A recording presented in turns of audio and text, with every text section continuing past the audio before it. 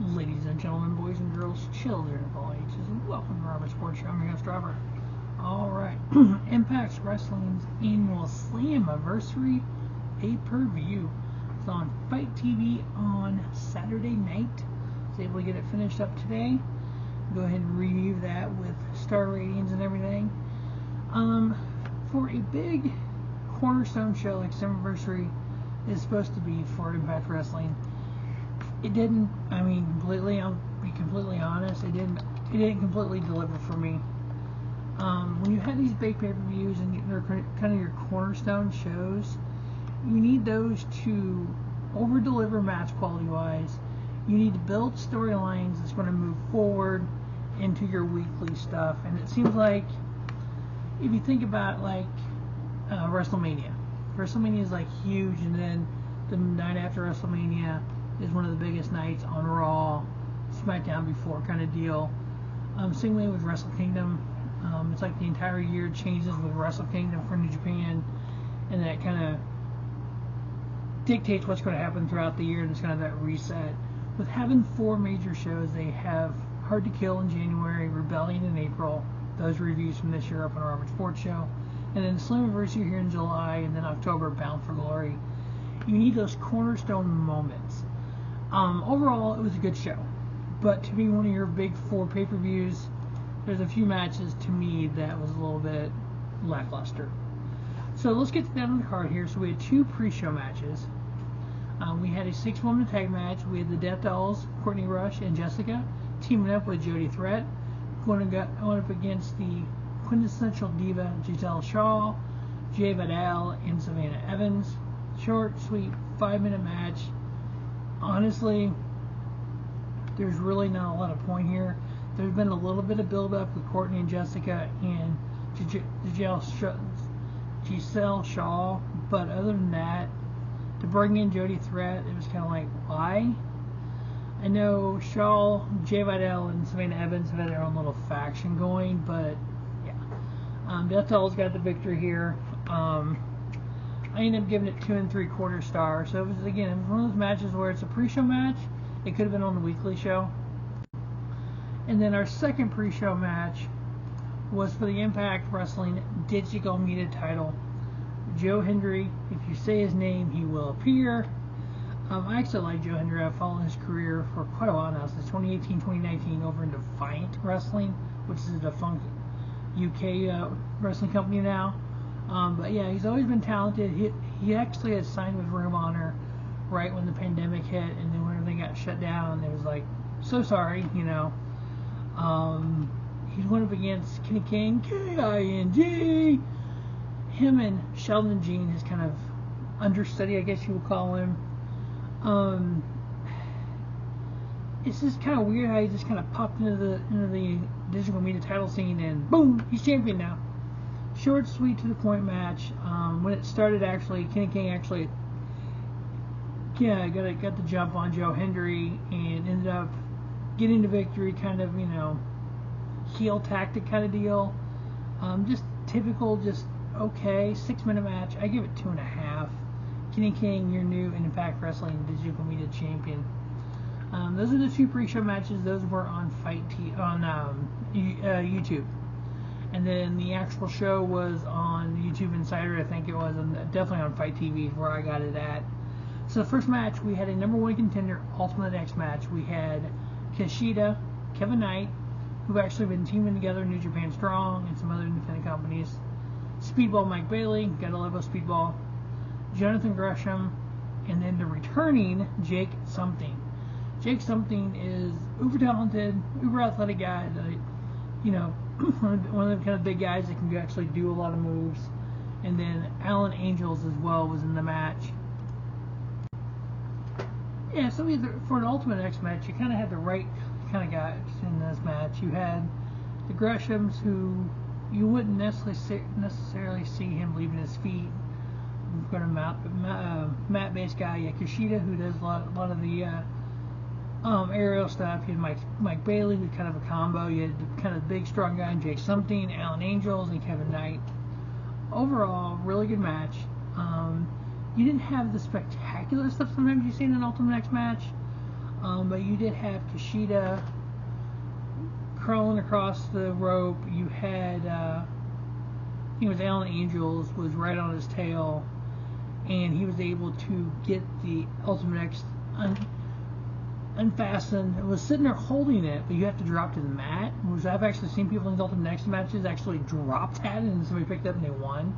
But she was able to keep hold of it, drop down, hit the mat, get the victory there. So he is the #1 contender for the X Division Championship. 3.5-star match. Next up, we had the Impact Knockout Tag Titles on the line. We had champions, the Coven. Is that how you pronounce your name? The Coven, KiLynn King and Taylor Wilde. They've actually had the titles for a little while now. Going up against a brand new form tag team, Killer Kelly and Masha Slamovich. Really no build up with this at all. They just literally, we want Masha on this card, let's just, and when you take a tag team and just, more than likely they win. It's kind of weird like that. So we have new Impact Knockout Tag Team Champions, Killer Kelly and Masha Slamovich. I didn't give it a match. I give it 2 3/4. It was an okay match. One of the matches was just kind of there. The next match, wasn't expecting a lot from it. Did not get a lot from it. So one of the big storylines has been Scott D'Amore, who was the executive vice president or whatever his title was with Impact, matchmaker kind of guy, the on-screen authority figure. He ended up getting hurt. Santino Marella came in as the director of authority. Well, D'Amore came back, ended up getting attacked by Bully Ray. So Bully Ray put him to a table.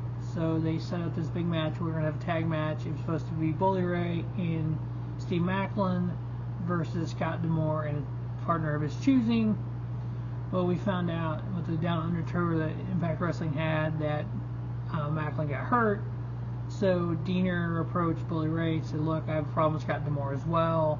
So I want to be your partner. So Diener and Khan came out.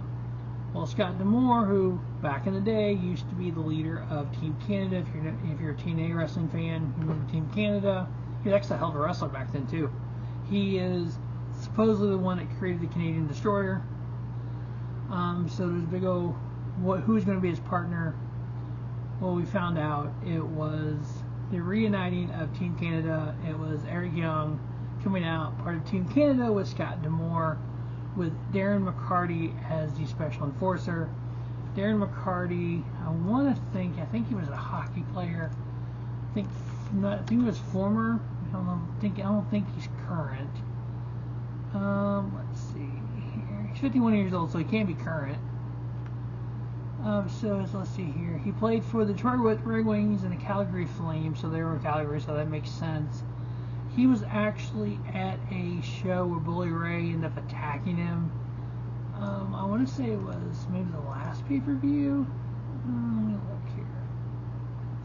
Let's see here. Under Siege was in Canada. Rebellion was in Toronto, so I think it might have been a Rebellion. And so that kind of kept that up. So they made this match where he's going to be the special enforcer. So we had the re-debut of Eric Young teaming with Scott D'Amore going against Bully Ray and Diener. It was just literally a train wreck from the start. The referee ended up getting knocked down. He was like, I'm out, I ain't doing this. Darren McCarty took his shirt off, became the referee. Of course, at that point it became basically 3-on-1. McCarty, Eric Young, and Scott D'Amore against Bully Ray and Diener. They did all the Team 3D moves, get the table, the whole what's up? Yeah, it was just a train wreck. Scott D'Amore and Eric Young getting the victory. I ended up giving it 2 1/4 because it did have some storyline. We did have the return of Eric Young, but other than that, it was just kind of a waste. Next up, we had probably the biggest waste of a X Division title match in the history of Impact Wrestling. And I say that because it was the Impact Wrestling title on the line. Champion Chris Sabin, Machine Gun, 9-time champion, going against Leo Rush. The official match time on this was 1 minute and 20 seconds. You heard me correct. 1 minute and 20 seconds with a new X Division champion Lio Rush. Literally, Sabin comes out, Lio Rush jumps through the ropes, attacks him. The match was hot and heavy for about, 30 seconds to a minute, maybe a couple minutes there. The referee checker, Chris Sabin, says you don't have to continue. We can go ahead and throw this match out. No, I want to continue. And boom, minute 20. 1, 2, 3. Lio Rush is your champion. I gave it 1 star. I don't know what comes of this. I don't know if we end up with KUSHIDA and Lio Rush. Okay, I'm fine with that. I'd rather see KUSHIDA and Chris Sabin or a triple threat or something, but okay, whatever. But Lio Rush, your new X Division champion in 1 minute and 20 seconds, a 1-star X Division title match. Match of the night, we had the Impact Wrestling tag titles on the line. We had champions Ace Austin, Chris Bay, Austin Bay Club versus Brian Myers and Moose, which is random as hell, versus Rich Swann and Sami Callihan, which they go together. The 4th team was Subculture, Flash Morgan Webster and Mark Andrews, who actually lost the previous tag title match they were in, which was random why they were in this. So if you look at Flash Morgan Webster so let's take a look here. So they won the Red Pro British tag titles at Epic Encounter. Well, I haven't watched that show yet. Well, crap, I saw that. But in Impact Wrestling, they lost to the Machine Guns on Impact Wrestling 982. They lost to the tag titles on Under Siege to Austin and Bay Club, ABC. And then before that, that was their first match of Impact. So they've had this was their 3rd Impact match, and they lost the first 2, one for the tag titles, and yet they are your new tag team champions. How does that make sense? It doesn't. But I will say this Fatal 4-Way, oh doggies, really good. All 4 of these teams had their own little roles in the match. They were able to go out there, kick some ass, take some names. 3 3/4 star Subculture, your new Impact Wrestling Tag Team Champion, along with the Red Pro Tag Team Champions. Now, I saw that. Next up, we had Eddie Edwards versus Frankie Kazarian. Eddie Edwards' wife, Alicia Edwards, was out there ringside. Frankie Kazarian's wife, who was one of the first knockouts, Tracy Brooks, she was out at ringside as well. So yeah, I mean, bringing the original diva Tracy Brooks back, being Frankie Kazarian's corner. This is one of those matches that it should have been better than it was. I gave it 3.5, with Eddie Edwards getting the victory. Both of these guys were kind of some of the TNA guys. Eddie was part of the faction American Wolves with Davey Richards and Ring of Honor and TNA. And Frankie was kind of the X Division guy.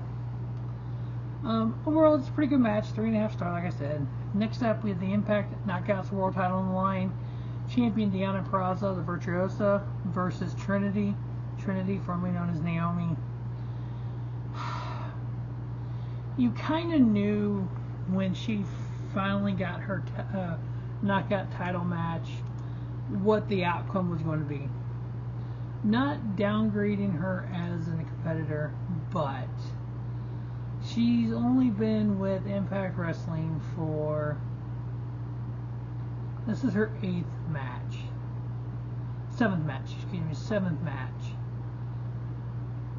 She teamed with Deonna Purrazzo at Against All Odds to beat Gisele Shaw and Savannah Evans.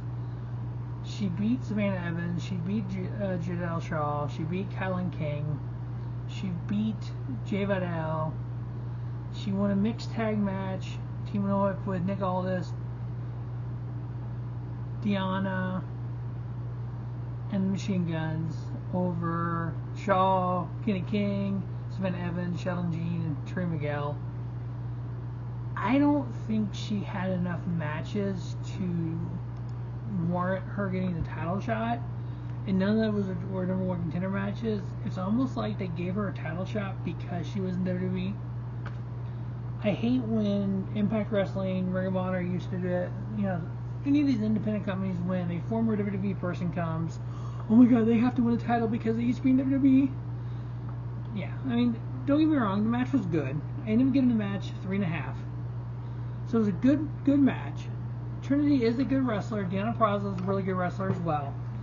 But just having Trinity win, it was kind of like, I almost went 3.25 on it because it was that predictable to me. The main event, Impact World Heavyweight Title line, champion Alex Shelley versus Nick Aldis. See, this match went completely the opposite to me. This match was, I thought, as predictable as the Knockout title, but it wasn't.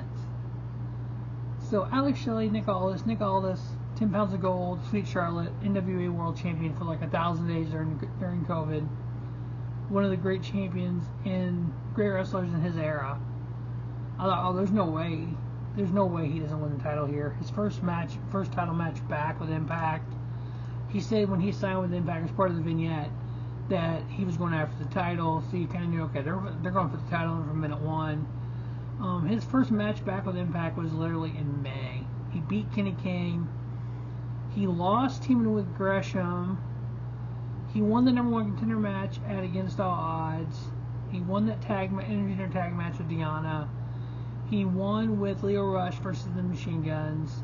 And then he had this match here against the World Champ. So I'm like, oh yeah, there's no way he's not walking out with the World Championship. I was wrong. Alex Shelley retained his World Heavyweight title. I ended up giving it 3.5. And then at the end, we had the return of Josh Alexander. Josh Alexander was the World Heavyweight Champion. His boyhood dream was to win that title. He won it, lost it, and then cashed in by Moose. Then he won it again, held it for like almost a year, if I remember correctly. Let's pull that up. I can't remember how long he held it, and then he got hurt. And then, which is the worst thing for any wrestler, is when you're a champion and then you get hurt. He had the title 335 days. He was the longest reigning TNA Impact World Heavyweight Champion, and he had to give it up because of injury. And that was, let's see here, when they actually vacated that title. Yeah, he vacated it in March. And then Steve Macklin won it at Rebellion. And then Shelley beat Macklin for it at Against All Odds. I thought they were going to just dump it again over to Nick Aldis, but they didn't. I like the fact that they didn't do that. I like the fact that we're going to have Shelley versus Alexander. Again, Alexander was the longest reigning TNA Impact World title. This title dates back to May of 2007. Kurt Angle was the first ever champion. This is when they separated from the NWA, because they used to use the NWA title for the TNA title at the time. And then, yeah, this is the second ring. His was 335. The second one was 256, which is amazing to think in the history of this company that's the longest ever title reign. But yeah, so it looks like coming up more than likely Bound for Glory, I would guess we'll get Shelley and Alexander. I'm all in for that. That could be one hell of a match. But having Alex Shelley as the world champion, he's one of the originals of TNA. I love it. 3.5 star. Him beating Nick Aldis. Not saying Nick Aldis is out of the world title hunt at all, but it's going to be fun to see what goes forward from here. I think Impact needs to look at either live shows or not tape as long, maybe like every other, and build it up. So, because it's like now you basically tape everything, everybody's off, they go do other things and they get hurt, like what happened with Steve Macklin. Alexander got hurt. I don't know if it would help or hurt, I don't know, but I just, I want to see Impact back strong. I mean, matches have been good overall. I would say it's probably in the world of professional wrestling, at least the world that I watch, I would say it's one of the big four: WWE, AEW, New Japan, Impact.